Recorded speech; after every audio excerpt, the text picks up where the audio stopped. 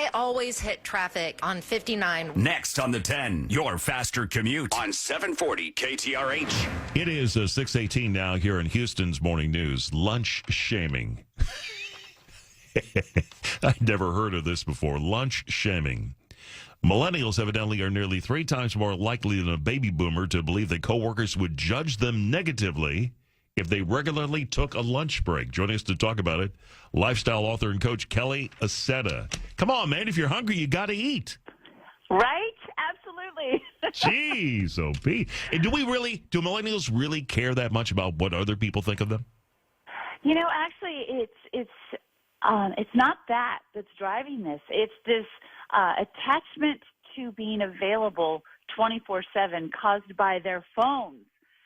It is just unbelievable that with the advent of being able to get a text or an email or anything 24/7, we've not taught the millennials boundaries of healthy interaction. And so now it's creeping into their lunch break. And they're not taking their lunch break. And studies have shown we perform better when we give our brain a break.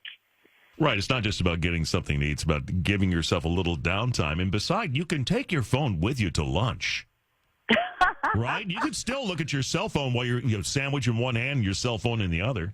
Exactly, but I think that's defeating the purpose. We're supposed to actually take a break.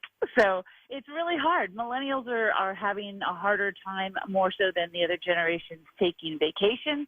They're having a harder time. Millennial women are having a harder time balancing family and work because they're making themselves available 24/7 to their jobs. It's really, this phone has become a leash around the millennials' necks. Is it all phone, though, or is it not? It just seems to me that they are so late at grabbing adulthood that maybe they're trying to do all of adulthood at one rush. You know, that you have a really good point there, too.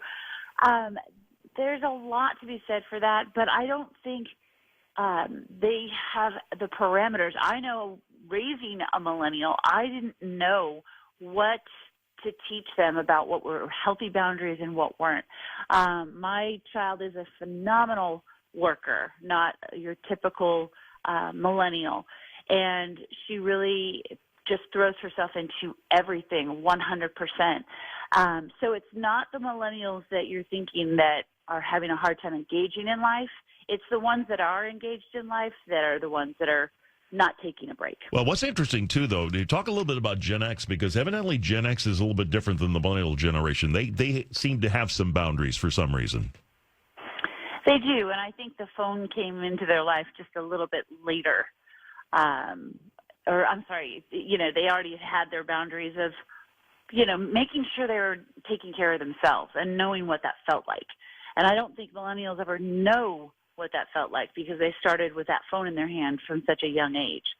Interesting. Kelly, always good to talk to you. Thank you so much. Kelly Accetta, lifestyle author, here on Houston's Morning News at 6:22.